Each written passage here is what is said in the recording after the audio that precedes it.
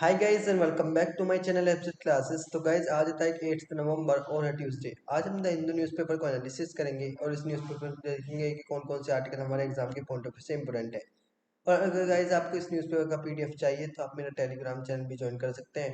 एब्सेट classes Hindu PDF, वहाँ से आपको इस न्यूज़पेपर का पीडीएफ मिल जाएगा। तो चलिए बिना टाइम वेस्ट करे वीडियो को शुरू कर लेते हैं। सबसे पहला आर्टिकल जो हमारे एग्जाम के पॉइंट ऑफ व्यू से इंपॉर्टेंट है वो फर्स्ट पेज पर ही दिया गया है। इसमें बताया गया है, अगर हम लेफ्ट साइड का आर्टिकल देखें तो इसमें बताया गया है जो गवर्नर है केरला के, आरिफ मोहम्मद खान। ये आर्टिकल बहुत न्यूज़ में है और वहाँ पे बहुत दिनों से इशू बना हुआ है इस चीज़ को लेकर। गवर्नर जी ने कहा है कि जो कॉन्स्टिट्यूशनल मशीनरी है वो केरला के अंदर कोलैप्स हो गई है। इन्होंने ऐसा क्यों कहा है? क्योंकि अभी इन्होंने 20 अक्टूबर को 9 यूनिवर्सिटीज़ के पास नोटिस भेज दिया क्या कि वहाँ के वाइस चांसलर क्या करें, अपनी वैकेंसी, अपने पोस्ट को वैकेंट करें। और फिर दो अदर यूनिवर्सिटीज़ को और भेज दिया कि वो वहाँ के वाइस चांसलर अपनी पोस्ट को क्या करें, वैकेंट करें, यानी कि पोस्ट को अपनी खाली करें। और जबकि वहाँ की स्टेट गवर्नमेंट जो है, उन्होंने कहा था केरला की स्टेट गवर्नमेंट ने कि ये आपका राइट्स नहीं है कि आप किसी को भी क्या ऐसे कह सकते हैं कि वो अपनी पोस्ट को क्या करें, वैकेंट करें। ये आपको सीएम से एडवाइस देनी पड़ेगी, उसके बाद ही आप ऐसा कह सकते हैं।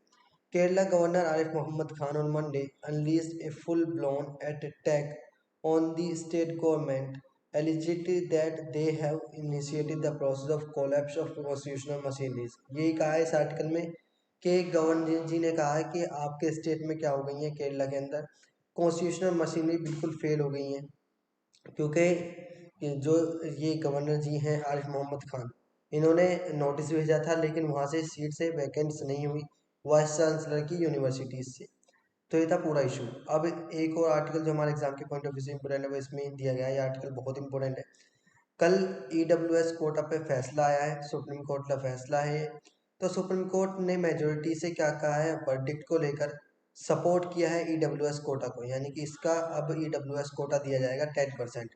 10% reservation for poorest of poors among forward caste does not affect basic structures of the constitution, the other three judges of the 5 member bench। यानी कि मेजोरिटी क्यों कहा है इसको? क्योंकि 5 जज की बेंच में से 3 जज ने क्या कह दिया कि ईडब्ल्यूएस कोटा देना चाहिए, इसलिए हम इसे 3-2 स्प्लिट बोलते हैं। Bench CGI another judge hold that exclusion of other communities in is avoidable discriminatories. CGI ने और एक अदर जज ने कहा है कि इसको नहीं देना चाहिए, ईडब्ल्यूएस कोटा को नहीं देना चाहिए, इससे दूसरी कम्युनिटीज़ पर असर पड़ेगा।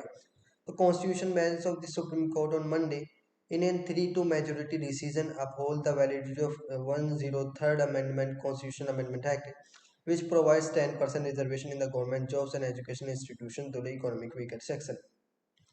तो 3-2 मेजोरिटी से डिसीजन आया है और वैलिडिटी साबित करी है 103 कॉन्स्टिट्यूशन अमेंडमेंट एक्ट की, विच प्रोवाइड कराता है 10% reservation in the government jobs and education institutions to the economic weaker section of this society, but excludes करता है poorest of poor among schedule caste को और शेड्यूल ट्राइब्स को। यानी कि इसके अंदर शेड्यूल कास्ट और शेड्यूल ट्राइब्स नहीं आएंगी और ओबीसी भी इसके अंदर नहीं आएंगे, सिर्फ ईडब्ल्यूएस इसके अंदर आएंगे। अब ईडब्ल्यूएस का कैसे पता लगाएं कि ईडब्ल्यूएस का किस तरीके से हम कोटा दें? ईडब्ल्यूएस की बात करें तो एक इंडिया में सब कैटेगरी है पीपल्स की, जिनकी एनुअल फैमिली इनकम 8 लाख से कम हो, वही ईडब्ल्यूएस के अंदर आएंगे। तो क्या है इसका क्राइटेरिया? जिनके एनुअल फैमिली इनकम, पूरी फैमिली की इनकम 8 लाख से कम हो एक साल की, तो ईडब्ल्यूएस के अंदर आएंगे। And who do not belong to any category such as SC ST OBC across India. और जिनकी 8 लाख से ज़्यादा हुई वो एससी एसटी और ओबीसी में आएंगे। और इसके अंदर एमबीसी तमिलनाडु में उसको हटाया गया है। A candidate who does not fall under SC ST and OBC and fulfil the EWS economic criteria are to be part of EWS category. एक पर्सन जो एससी एसटी और ओबीसी नहीं होगा और ईडब्ल्यूएस की क्राइटेरिया को फुलफिल करेगा, वो इस कोटे का लाभ उठाएगा, ईडब्ल्यूएस कैटेगरी में वो आ जाएगा। अब हमने ईडब्ल्यूएस क्राइटेरिया भी देख लिया कि इसमें कौन कौन से पर्सन आएंगे। तो सुप्रीम कोर्ट का फैसला आ गया है कि ईडब्ल्यूएस कोटा क्या होना चाहिए, वैलिड होना चाहिए, और इसको सपोर्ट दिया है सुप्रीम कोर्ट ने। अब देख लेते हैं नेक्स्ट आर्टिकल जो हमारे एग्जाम के पॉइंट ऑफ व्यू से इंपॉर्टेंट है। हाँ, नेक्स्ट आर्टिकल जो हमारे एग्जाम के पॉइंट ऑफ व्यू से इंपॉर्टेंट है वो इसी पेज पर दिया गया है। इसमें अभी आप जानते होंगे यूनाइटेड नेशन सिक्योरिटी जनरल्स यानी कि COP27 चल रही है। यूनाइटेड नेशन क्लाइमेट कॉन्फ्रेंस चल रही है 2022। ये कहाँ पर चल रही है? इजिप्ट में, शर्म अल शेख में। और यूनाइटेड नेशन सिक्योरिटी जनरल ने क्वेश्चन किया है, चेतावनी दी है COP27 को लेकर, या तो आप कोऑपरेट करें या आप इसको पूरी तरीके से नष्ट कर दें। United Nation secretary general Antonio Guterres told continuous gathers at the start of the COP27 summit in Egypt on Monday that they face an stark choice: work together not to cut emissions or condemn future generations to climate catastrophe। इन्होंने कहा है, United Nation secretary general ने, Antony gutters ने, कि हम जो जुड़ रहे हैं COP27 में इजिप्ट के अंदर, जो मंडे में शुरू हुई है मीटिंग, या तो हमें साथ मिलकर काम करना चाहिए या हमें फ्यूचर जनरेशन्स को फिर ऐसे ही छोड़ देना चाहिए कि वो क्लाइमेट से क्या करें, लड़ते रहें। तो ये तो था इशू। अब इस आर्टिकल में हमें क्या पढ़ना है, COP27 के बारे में। COP27 की बात करें तो हम इसे United nation climate change conference भी बोलते हैं और इसे कॉन्फ्रेंस ऑफ पार्टीज 27 भी बोलते हैं।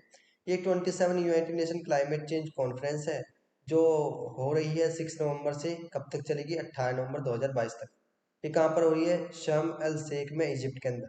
It will take place under the presidency of, ये प्रेसिडेंसी के अंदर चलेगी किसके, इजिप्टियन जो मिनिस्टर हैं फॉरेन अफेयर्स के, समा सोकरी के अंदर। With more than 90 heads of state होंगे इसके, और रिप्रेजेंटेटिव ऑफ 190 कंट्रीज इसके अंदर अटेंड करेंगे।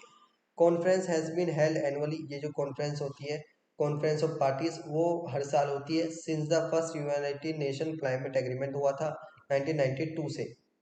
It is used by the governments to agree to policies to limit global temperature rises and adapt to impacts associated with climate change।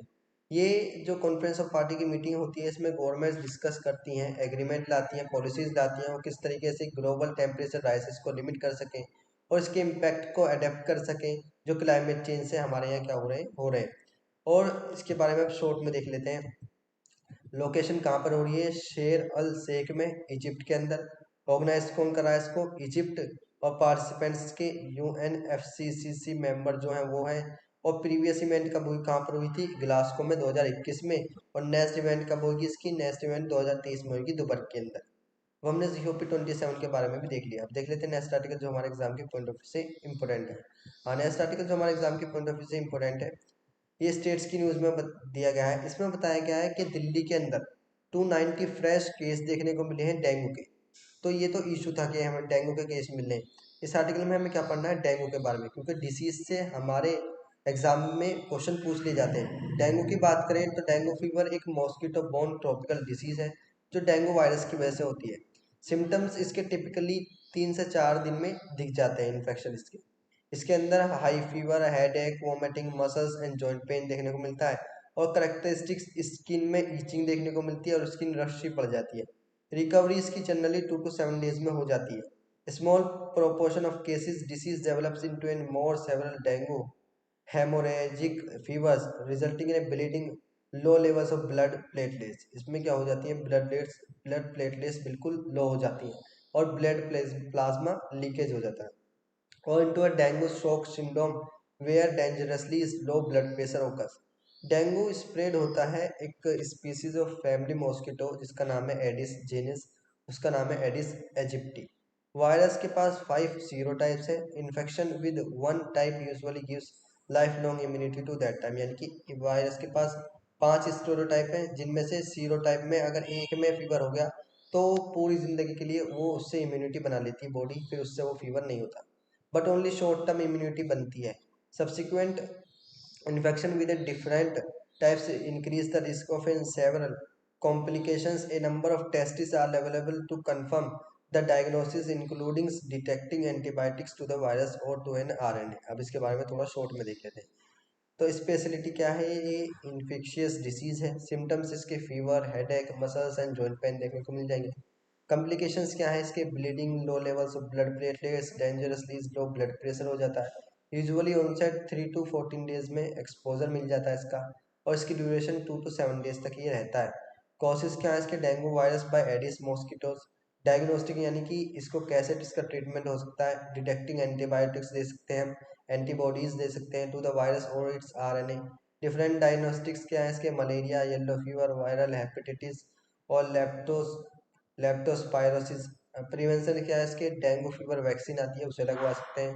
Decreasing mosquito exposure यानी कि हम मच्छरों से बच सकते हैं। ट्रीटमेंट क्या है इसका, सपोर्टिव केयर, इंट्रावेनियस फ्लूइड और ब्लड ट्रांसफ्यूजन्स। और इसमें डेथ लमसम 2017 से 40,000 इसके अंदर डेथ देखने को मिली है डेंगू के अंदर। ये इतनी खतरनाक बीमारी है। अब हमने डेंगू के बारे में देख लिया, अब देख लेते हैं नेक्स्ट आर्टिकल जो हमारे एग्जाम के पॉइंट ऑफ व्यू से इंपॉर्टेंट है।